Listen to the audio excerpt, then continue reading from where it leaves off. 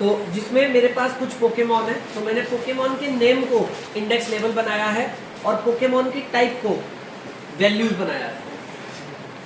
मेरे पास total entry जो है वो है 801, ठीक है।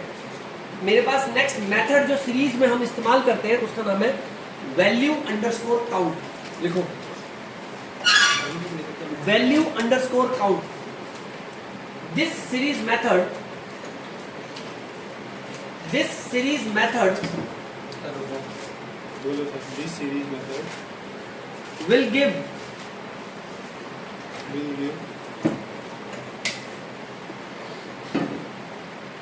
unique value count of our data set, will give unique value count of our data set.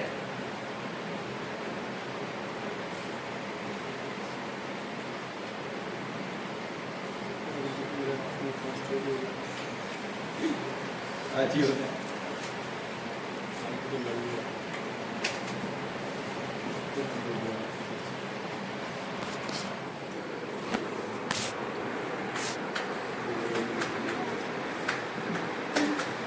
ये आ गया, ठीक है। तो ये मुझे बता रहा है कि मेरे पास जो एंट्रीज है, अच्छा आगे लिखो, will give value count of our data set. The value count is the value count given is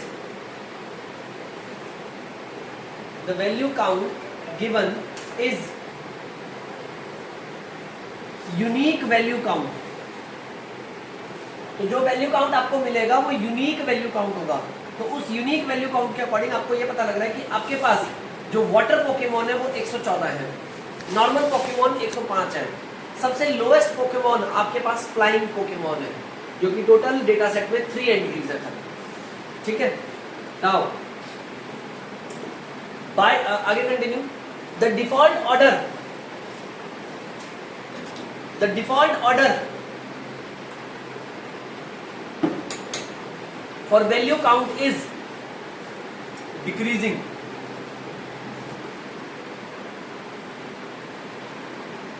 तो डिफॉल्ट ऑर्डर जो मिलता है वो डिक्रीजिंग ऑर्डर मिलता है। अगर आपको इंक्रीजिंग चाहिए तो यहां पर एक पैरामीटर होता है असेंडिंग। आप असेंडिंग को ट्रू कर दो, बाय डिफॉल्ट असेंडिंग पैरामीटर की वैल्यू फॉल्स होती है। जैसे ही आप असेंडिंग को ट्रू करोगे अब आपको ये इंक्रीजिंग ऑर्डर में वैल्यू काउंट देगा। Lowest Pokemon is at the top and the highest Pokemon is at the bottom.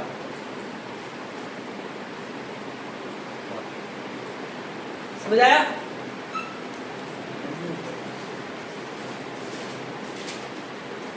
Okay, अब इसी के अंदर एक और पैरामीटर होता है जिसका नाम है sort.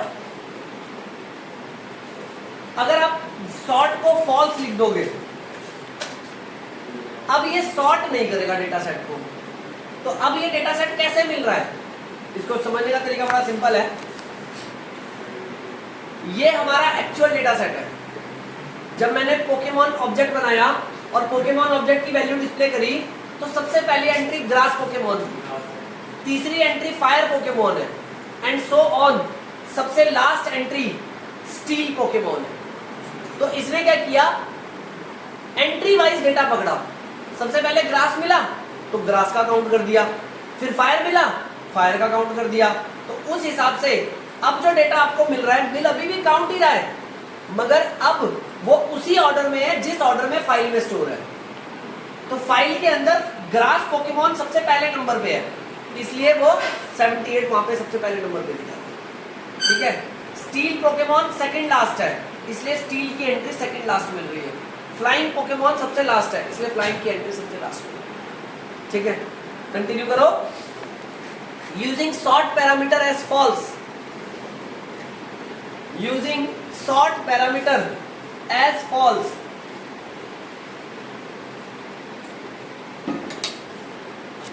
will maintain the order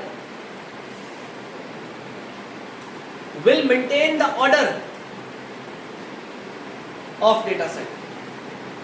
अगर आप असेंडिंग डिसेंडिंग कर दोगे तो ऑर्डर मेंटेन नहीं होगा, अगर आप सॉर्ट को फॉल्स कर दोगे तो ऑर्डर मेंटेन होगा। अब मैं आपको बोलता हूं इसमें मुझे ये जानना है what percentage of fire Pokemon do I have. क्या है क्वेश्चन मेरा? What percentage of fire Pokemon do I have in total data set. देखो question, find out the percentage of the Pokemon, sorry, find out the percentage of every Pokemon in our data set. कल जो मैंने आपको file share की थी तो मैंने Pokemon data set साथ में शेयर किया था, क्योंकि जो क्वेश्चंस मैंने करवाए हैं सारे के वो सारे इसी डेटा सेट के साथ चलेंगे। अगर आप ये डेटा सेट यूज नहीं करोगे तो क्वेश्चंस रन नहीं होंगे आपके सिस्टम में। तो मैंने कल डेटा सेट आपको भेज दिया था फाइल में साथ। तो अब मेरा क्वेश्चन है, मुझे अपने पोकेमॉन डेटा सेट में से हर पोकेमॉन का परसेंटेज जानना है। मींस 801 एंट्रीज है मेरे पास, तो 801 इज 100% फिगर। डेटा सेट के अकॉर्डिंग 100% फिगर होगी। तो इस 100% फिगर में कितना परसेंटेज ग्रास पोकेमॉन का है, कितना परसेंटेज फायर पोकेमॉन का है, कितना परसेंटेज ग्राउंड पोकेमॉन का है। ठीक है, तो मींस परसेंटेज वैल्यू जानना है मुझे। तो इसके लिए इसमें चौथा पैरामीटर होता है नॉर्मलाइज। लिखो, to find the percentage of every item in the data set, we use normalize parameter.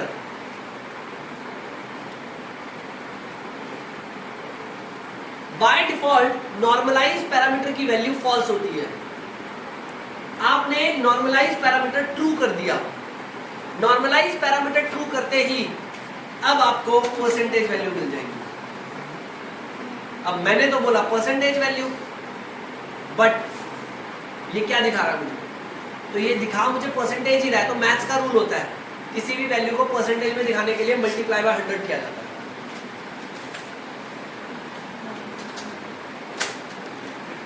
तो ये आ गया आपका, I have 14% of water Pokemon in 801 entry.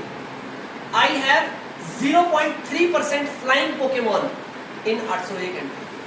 ठीक है, तो टोटल डेटा सेट में हर पोकेमॉन कितना परसेंट डेटा होल्ड कर रहा है वो मुझे। तो इससे मुझे देखने में पता लग रहा है कि सबसे हाईएस्ट पोकेमॉन मेरा वाटर पोकेमॉन है, क्योंकि पूरे डेटा सेट में 14% एंट्रीज वाटर पोकेमॉन को बिलोंग करती है। ऑनलाइन वाले बच्चों समझ आया? तनीषा, प्रथम, आरती, मनीषा,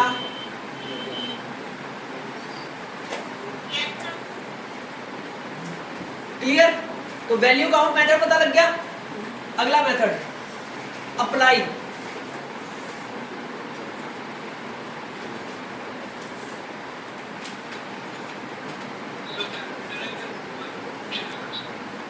अगला function apply.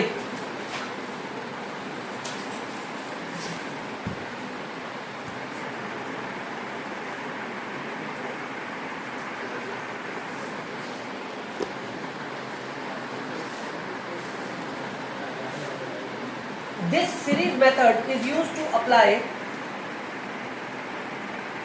This series method is used to apply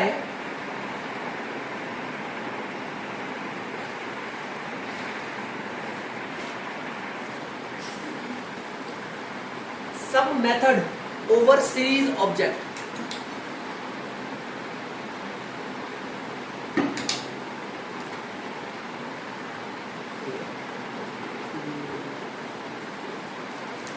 This method may be a user defined method or any built-in method.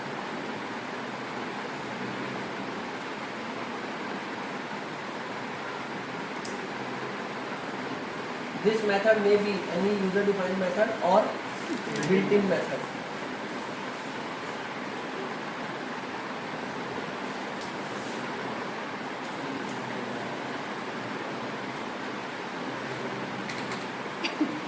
It is very beneficial it is very beneficial when there is a need to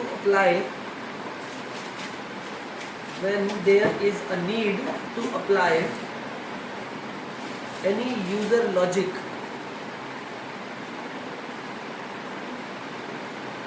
over series object.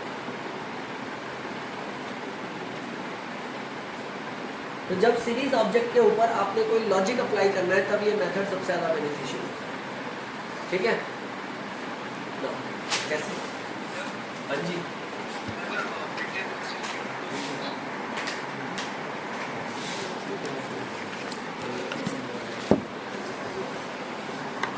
This series method is used to apply some method over series object. This method may be user defined method or any built-in method. It is very beneficial when there is a need to apply any user logic over series object. Over series object. Method नहीं आया था, object आया।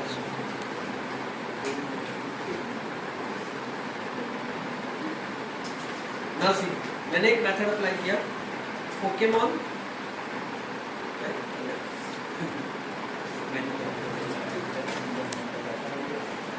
Dot apply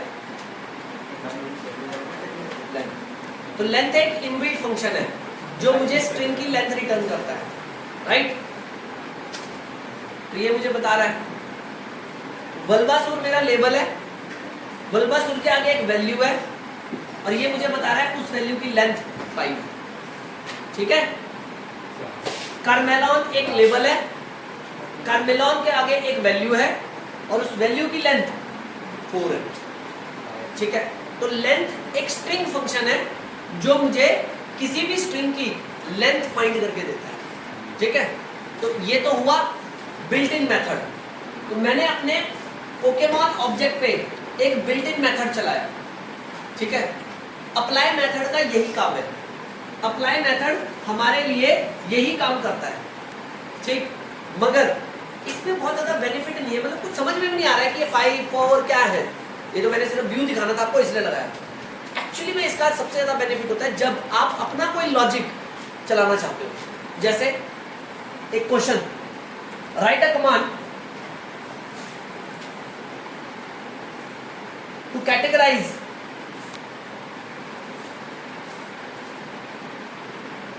the Pokemon series, Pokemon object on certain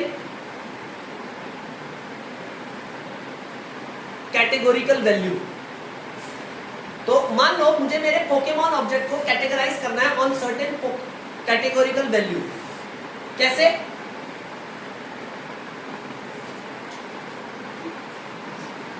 मेरे पास बहुत सारे Pokemon है, water Pokemon है, dark Pokemon है, घोस्ट पोकेमॉन है, स्टील पोकेमॉन है, ऐसे करके। ठीक है।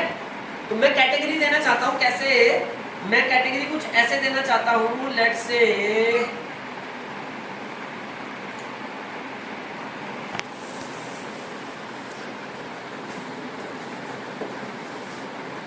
जितने पोकेमॉन अबव 70 है वो सारे फ्रेंडली पोकेमॉन है। फ्रेंडली तो कैटेगरी हो गई फ्रेंडली।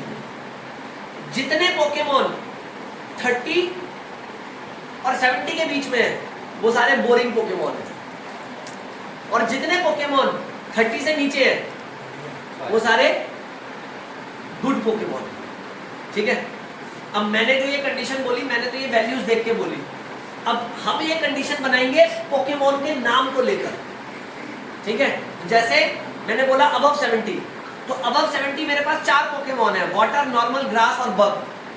तो अगर मेरा पोकेमॉन वाटर है, नॉर्मल है, ग्रास है या बग है तो ये मेरा फ्रेंडली पोकेमॉन है। फिर मैंने बोला अगर मेरा पोकेमॉन 30 और 70 के बीच में है तो वो बोरिंग पोकेमॉन है। तो उसके अकॉर्डिंग मेरा हो गया, अगर मेरा पोकेमॉन साइकिक है, फायर है, रॉक है, इलेक्ट्रिक है, पॉइजन है, तो बोरिंग पोकेमोन। अगर मैंने अब उसके बाद मैंने बोला बिलो 30 सारे पोकेमोन क्या है मेरे, गुड पोकेमोन। समझ आया? तो अब मुझे यही कंडीशन मुझे बनानी है। अब मैं कैसे बनाऊंगा? तो इसके लिए I will be using a logic.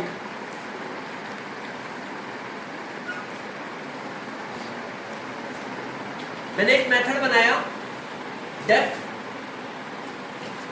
Rank Pokemon. ये मेरा मेथड है, पोकेमोन को रैंक कर रहा हूं ना मैं, रैंक पोकेमोन। ओके, अब इस मेथड के अंदर पोकेमोन का डेटा आएगा, ठीक है? तो ये मैंने बना लिया वेरिएबल डेटा, ठीक है? अब if data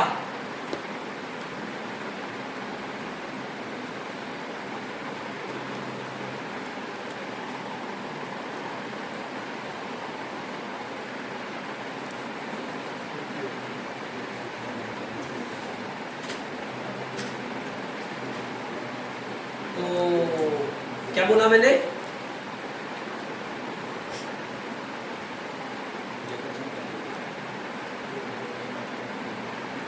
water, normal, grass और बग। वाटर, नॉर्मल, ग्रास और bug.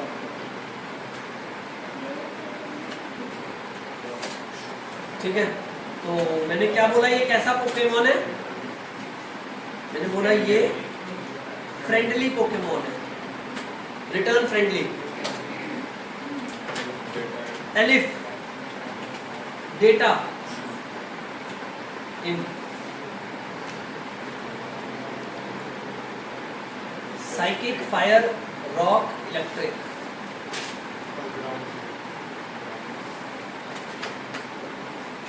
SICHIC, psychic, fire,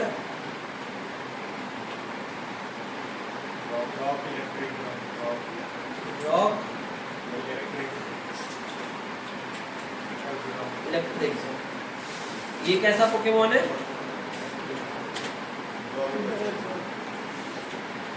boring. ये बोरिंग पोकेमोन है। एल्स, और इसके अलावा जो बच गए वो सारे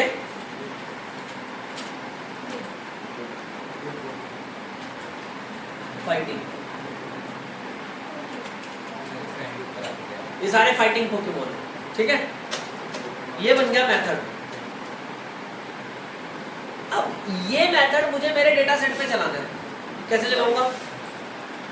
Pokemon dot apply, Pokemon dot apply, और ये कॉल कर लिया मैंने रैंक पोकेमोन। होगी कैटेगरी? तो अब मेरे कैटेगरी बन गई फ्रेंडली, बोरिंग, फाइटिंग, ठीक है ना? मेरे सारे पोकेमोन कैटेगराइज हो गए इसके अकॉर्डिंग। तो ये होता है मेरा अप्लाई मेथड। तो अप्लाई मेथड यूजर लॉजिक के लिए सबसे ज्यादा बेनिफिशियल है। ये यूजर लॉजिक है जो मैंने बनाया, ठीक है? पहले मैंने बिल्ट इन फंक्शन लगाया। तो आप अप्लाई मेथड के जरिए कोई भी फंक्शन लगा सकते हो, कैसा भी फंक्शन लगा सकते हो जो आप लगाना चाहते हो। समझ आया? तो ये है मेरा जो क्वेश्चन मैंने आपको अभी नोट करवाया था, कैटेगराइज द पोकेमोन, उसका आंसर ये है। नोट करना है कि फाइल ही शेयर कर दूंगी? फाइल तो कर दूंगा शेयर। तो लिख रहे हो कि आगे बढ़ जाऊं?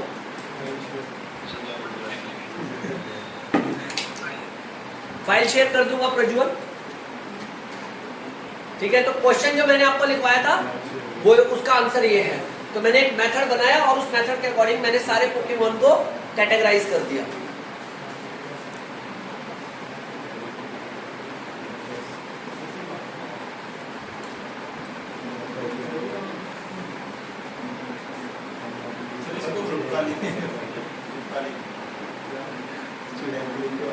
आते दो उर्दू क्लास में। आधा मैच खत्म हो जाता तभी क्यों आता था? हाय मैसेज करो।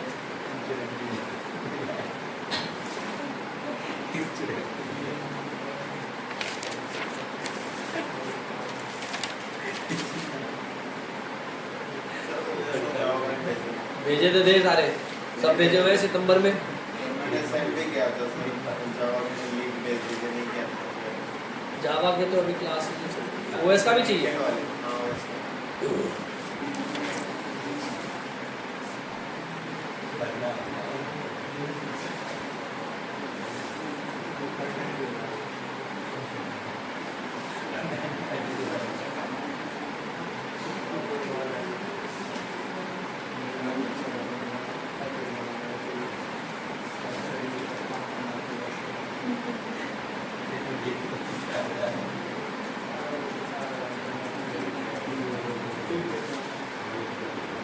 जावा वाले से shirt.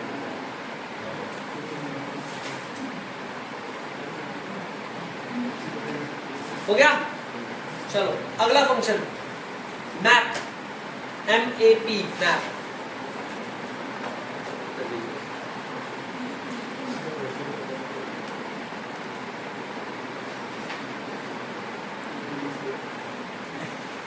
This function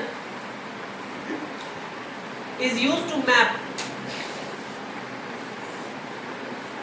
This function is used to map every value from series object. Every value from series object to the corresponding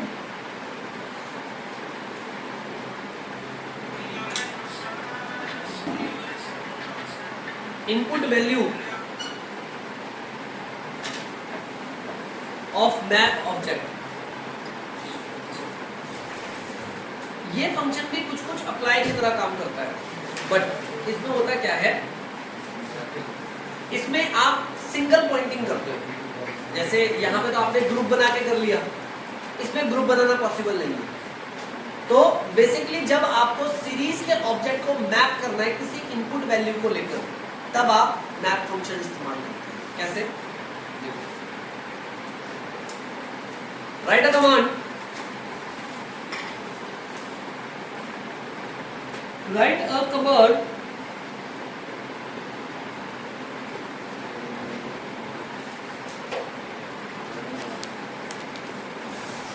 to mark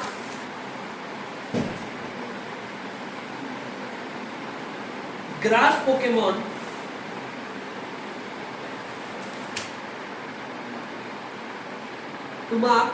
Pokemon as classic, fire Pokemon as intelligent,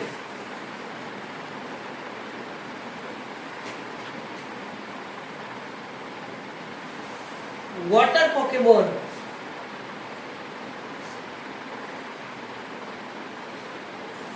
as dangerous,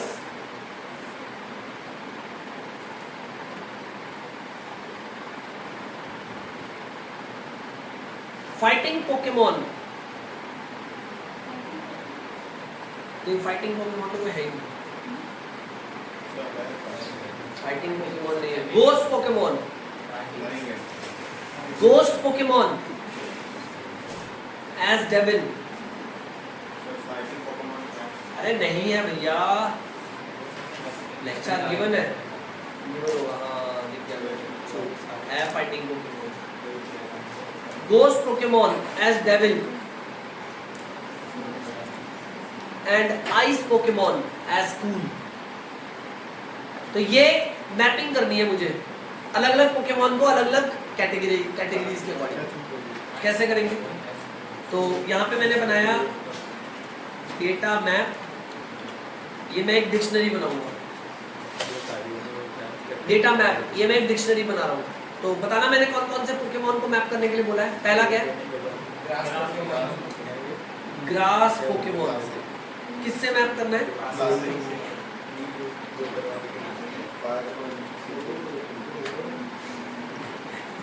okay,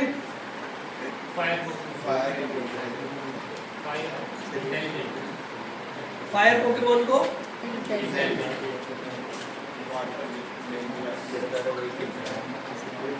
water को देखी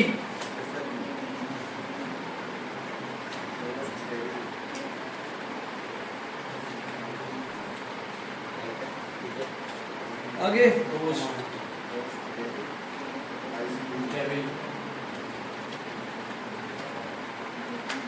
आगे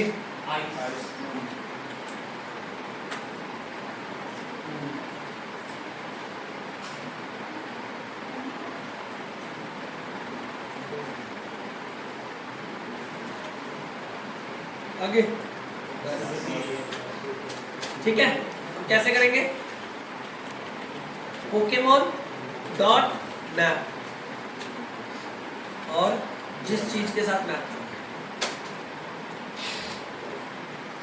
आ गया, तो जितने भी grass Pokemon है वो सब क्लासिक हो गए, जितने भी फायर पोकेमोन है इंटेलिजेंट हो गए, जितने भी वाटर पोकेमोन है डेंजरस हो गए, जितने भी घोस्ट पोकेमोन है डेविल हो गए, और जितने भी आइस पोकेमोन है वो कूल हो गए। अब जो वैल्यूज इसको मैप में नहीं मिलेंगी, जैसे फाइटिंग, स्टील, रॉक, ये नहीं मिल रही ना, उन सब के आगे नैन आ जाएगा, क्योंकि उसके लिए मैपिंग अवेलेबल ही नहीं है। लास्ट लाइन में लिखो, the method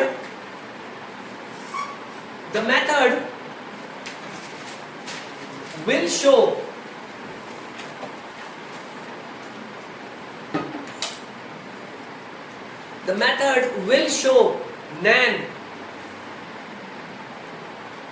for every data item that does not have any map value.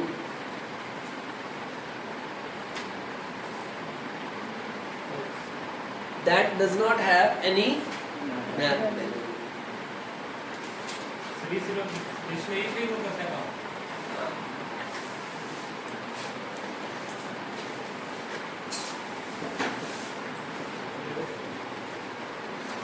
समझ आया?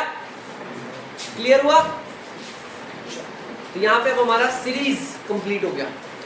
अब हमारा अगला टॉपिक आता है जिसका नाम है डेटा फ्रेम। अब हम लोग डेटा फ्रेम पे काम करेंगे।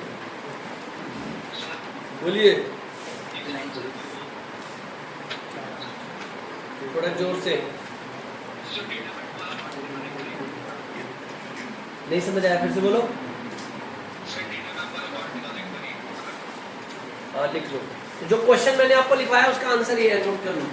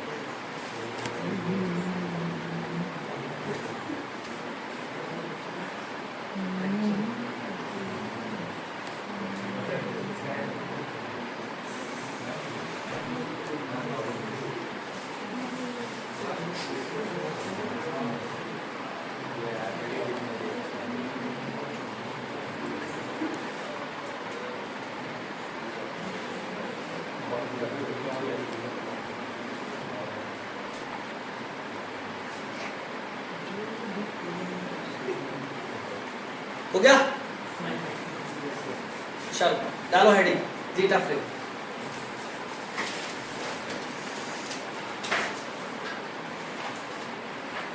अच्छा, डेटा फ्रेम के बारे में लिखने से पहले सीरीज के बारे में एक लाइन लिख लो last.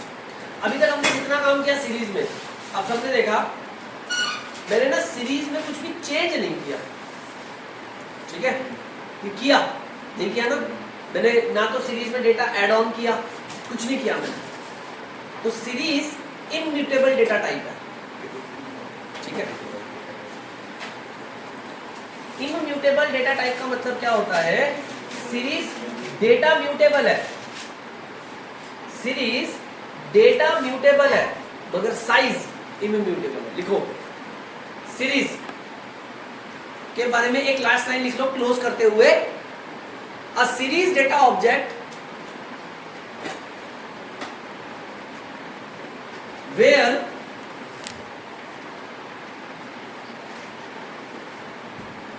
it stores homogeneous data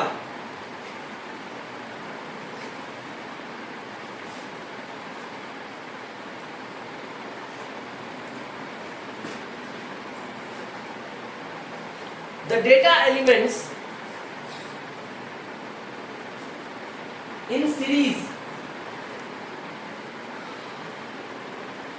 are mutable. The data elements in series are mutable and it is size immutable.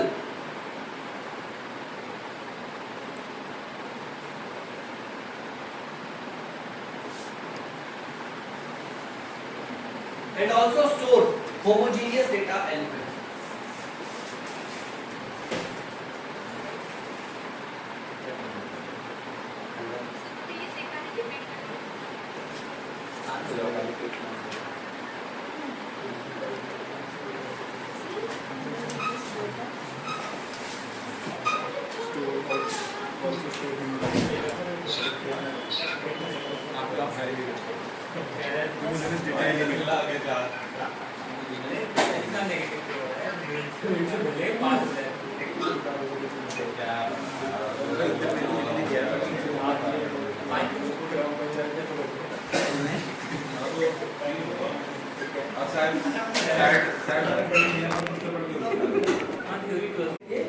Series data object जो है वो डेटा एलिमेंट्स के अकॉर्डिंग म्यूटेबल है।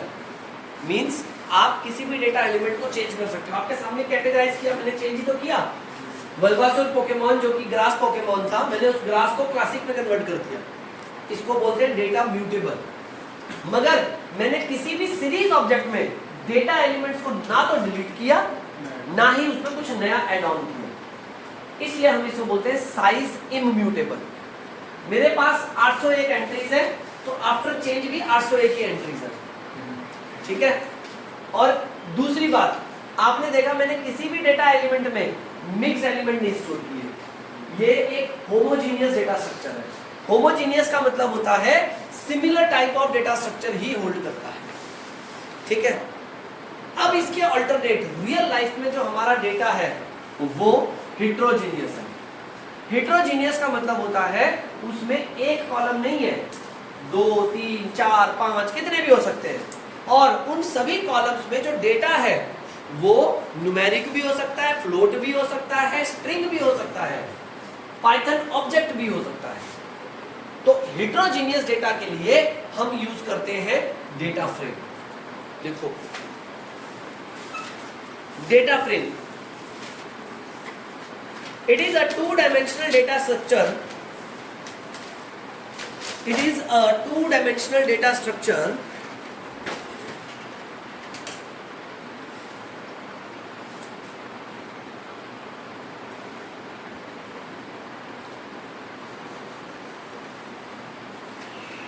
which consists of rows and columns.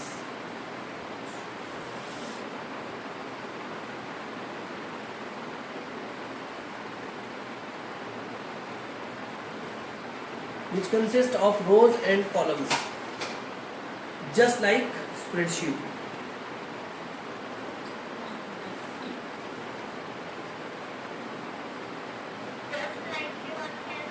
Just like spreadsheet.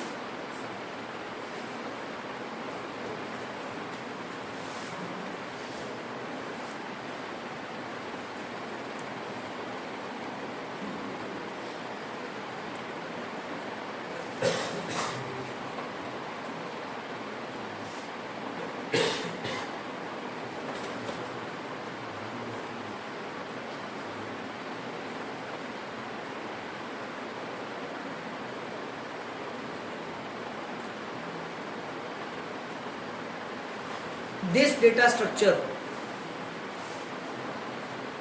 data structure is heterogeneous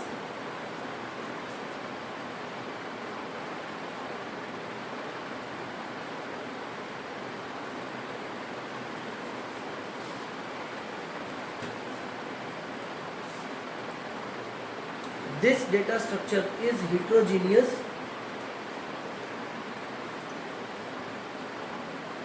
and the data is aligned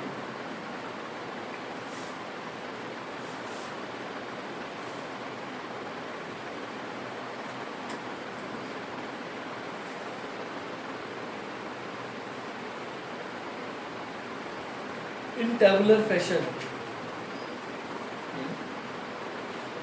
In tabular fashion.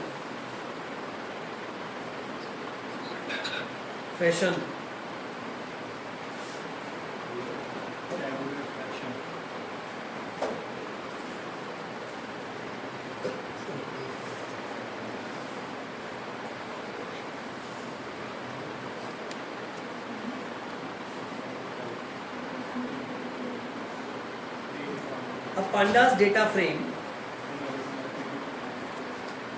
panda's data frame works on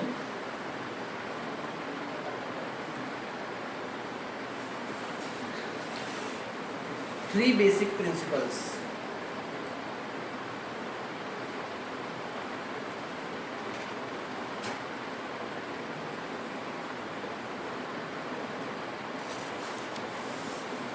Data, rows and columns.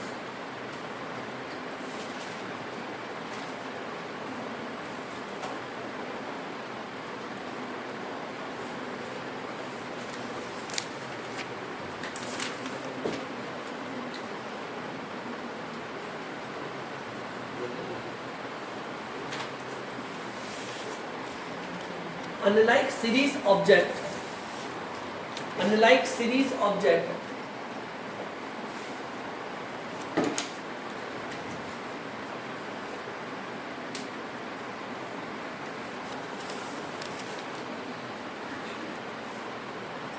the data frame is size mutable. ठीक है, तो series object जो है वो size immutable है, मगर data frame जो है वो साइज म्यूटेबल है। साइज म्यूटेबल का मतलब होता है आप इसके साइज को बढ़ा घटा अपनी जरूरत के हिसाब से कर सकते हो, अब उसमें चेंजेस कर सकते हो। ठीक है, अब कैसे बनाते हैं डेटा फ्रेम? अगेन बड़े सारे तरीके हैं डेटा फ्रेम बनाने के। सबसे पहले यूजिंग पाइथन ऑब्जेक्ट। देखो, data frame can be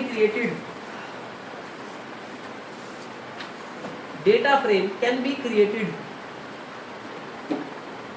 using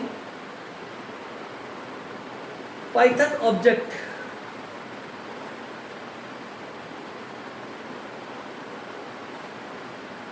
bracket में list tuple dictionary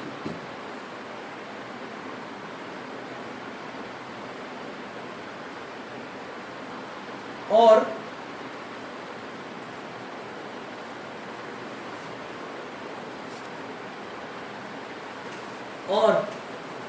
bye importing external data source.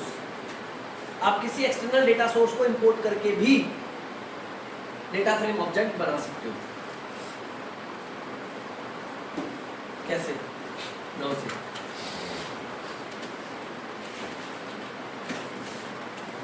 मैंने एक पाइथन ऑब्जेक्ट बनाया, डिक्शनरी,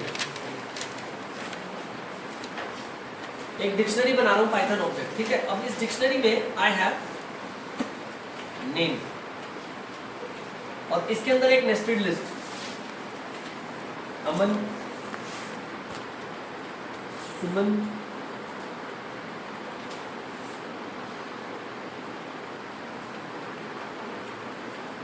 नीरज, खत्म।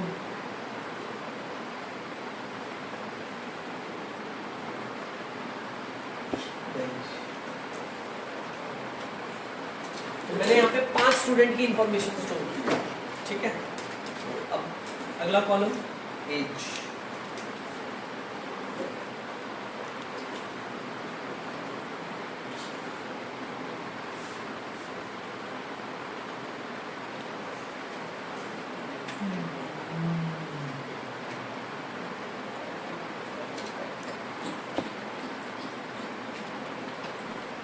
एड्रेस,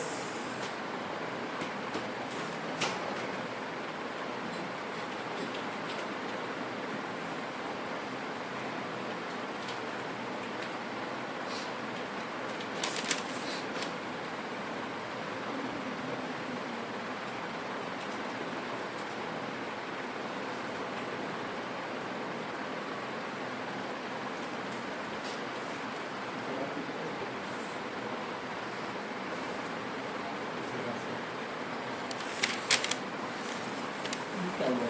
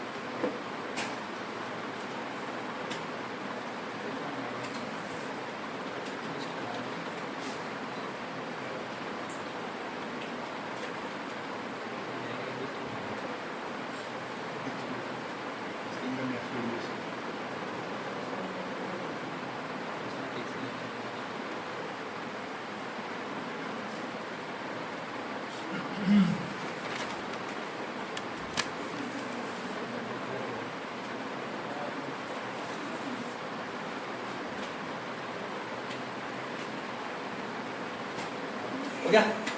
तो ये बन गया मेरा डिक्शनरी। ओके, अब इस डिक्शनरी को मुझे डेटा फ्रेम में कन्वर्ट करना है। कैसे कन्वर्ट करेंगे? तो किसी भी ऑब्जेक्ट को डेटा फ्रेम में कन्वर्ट करने के लिए there is a method called data frame. लिखो, to convert any Python object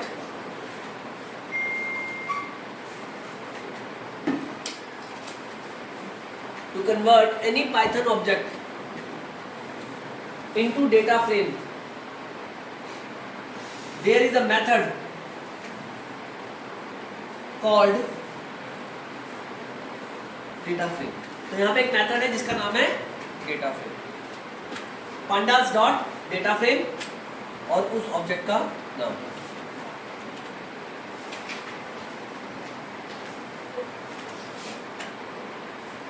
ठीक है, एंटर। और इस डेटा फ्रेम को मैं कहीं स्टोर कर लेता हूं।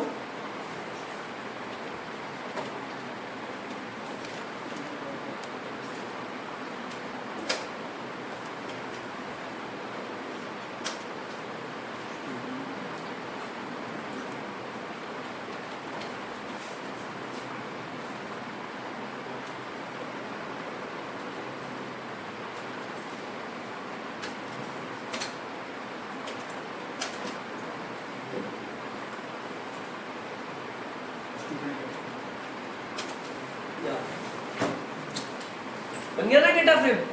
तो डेटा फ्रेम मेरा मेथड है और इस मेथड ने स्टूडेंट ऑब्जेक्ट को डेटा फ्रेम में कन्वर्ट कर दिया। तो जो चीज मुझे डिक्शनरी में दिख रही थी अब वो मुझे टेबुलर फॉर्मेट में दिख रही है जिसमें रोज और कॉलम्स है।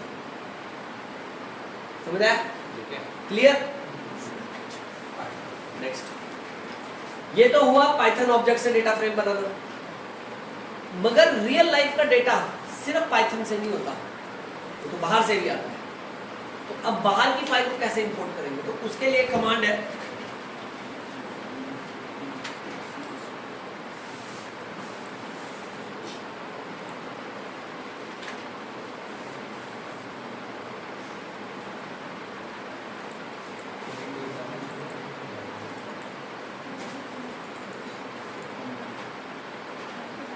ये एक फाइल है NBA।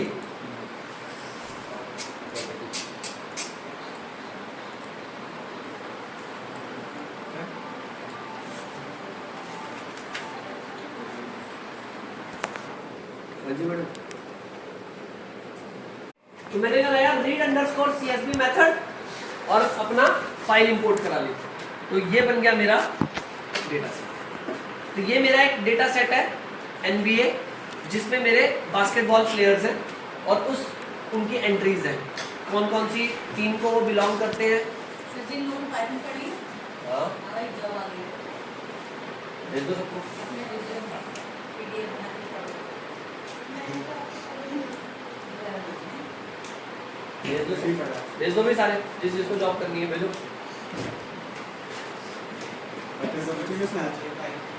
क्या कह रहे हैं?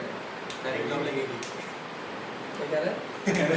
पाइथन को कुछ भी कुछ पाइथन का ही पूछेंगे, जब जॉब ही पाइथन के तो पाइथन का ही पूछेंगे। पाइथन की ही जॉब है जो आई होगी।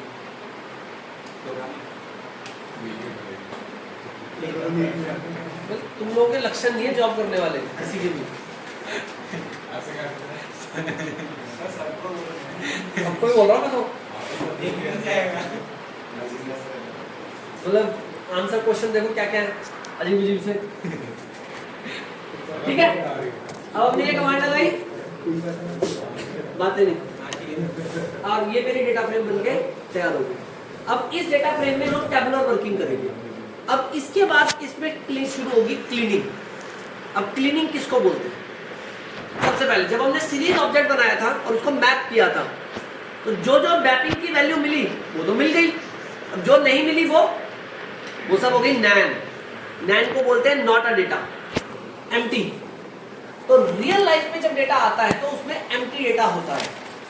यहाँ पे भी है, ये रहा NAN, कॉलेज के अंदर 4 नंबर एंट्री पे।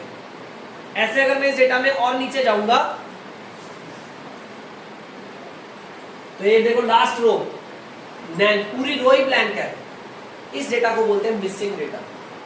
इसको हम हैंडल करते हैं। हैंडल करने का मतलब क्या है? हैंडल करने का मतलब है, अब इसको कैसे समझाने की कोशिश कर रहा हूं मैं इसको कुछ ऐसे बताने की कोशिश कर रहा हूं। तुम्हें सैलरी वाला कॉलम दिख रहा है ना? ये ठीक है, थोड़ा थोड़ा दिख रहा है, छोटा करता हूं जरा, साइड करता हूं, अब तो पूरा दिख रहा है। अब इस सैलरी के डेटा में अगर तुम ध्यान दोगे, अब इस सैलरी के डेटा में तुम देखो ये नैन है, राइट। अब मैं तुम्हें कहता हूं मेरे पास टोटल एंट्रीज हैं 458। What is the average salary of every employ? तो उसके लिए मैंने आपको नंपाई में फंक्शन बताया मीन। एवरेज का मतलब मीन ही तो होता है। मीन फंक्शन लगाओ और एवरेज निकाल लो। मगर जहां डेटा ही प्रेजेंट नहीं है, ये नैन है ना, इस डेटा को कैसे यूज करोगे एवरेज के लिए? एम्प्टी डेटा थोड़ी यूज होता है कभी, इसलिए डेटा को क्लीन करना पड़ता है। पांडास जो डेटा फ्रेम हम यूज करते हैं वो क्लीनिंग के लिए यूज करते हैं। यहां से हमारा डेटा क्लीन होगा, तैयार होगा, रेडी होगा मशीन के लिए, जब उस पर फिर AI लगेगी, जिसको मशीन लर्निंग। ठीक है, आज यहीं तक करेंगे, बाकी अगली क्लास से।